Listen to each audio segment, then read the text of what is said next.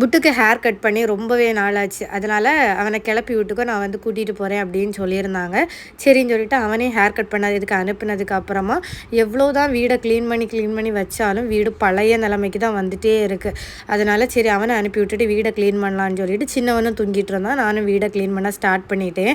அதுக்கப்புறம் உங்கள் வீட்டில் எப்படி இதே மாதிரி தான் வீடெல்லாம் க்ளீன் பண்ண குப்பையாயிட்டு தான் இருக்குமா என்ன அதுன்னு எனக்கு கமெண்ட் பண்ணுங்கள். அதுக்கப்புறம் அவனும் ஹேர் கட் பண்ணுற இடத்துல அமைதியாகவே இருந்துட்டான். ஹேர் கட் பண்ணிட்டு வந்துடுறவங்க எந்த டிஃப்ரெண்ட்டுமே ரொம்பலாம் தெரியலை, ஏதோ மாடலாக கட் பண்ணி விட்ருக்காங்க அவ்வளோதான். அதுக்கப்புறம் ஹஸ்பண்ட் வந்து கடையிலேருந்தே ஃபுட்டு கொடுத்து விட்ருந்தாங்க நைட்டுக்கு. ஆப்பம், புரோட்டா, அப்புறம் பீஃபு, சால்னா எல்லாம் கொடுத்து விட்ருந்தாங்க. அது எல்லாமே சாப்பிட்டுட்டு நாங்களும் கொஞ்சம் நேரம் ரெஸ்ட் எடுத்துகிட்டு இருந்தோம். அதுக்கப்புறம் நைட்டு ஹஸ்பண்ட் வந்ததுக்கப்புறமா ரொம்ப நாளாச்சு வெளியே போய், சரி வா போயிட்டு வரலான்னு சொல்லிட்டு காரையும் எடுத்துகிட்டு ஒரு ரவுண்டு போயிட்டு வந்துட்டோம். இந்த மாதிரி ரொம்ப ஸ்ட்ரெஸ்ஸாக இருக்கிற டைமில் நம்ம வெளியே போயிட்டு வரும்போது ரொம்ப மைண்ட் ரிலாக்ஸாக இருக்கும். உங்களுக்கு எப்படின்னு சொல்லுங்கள்.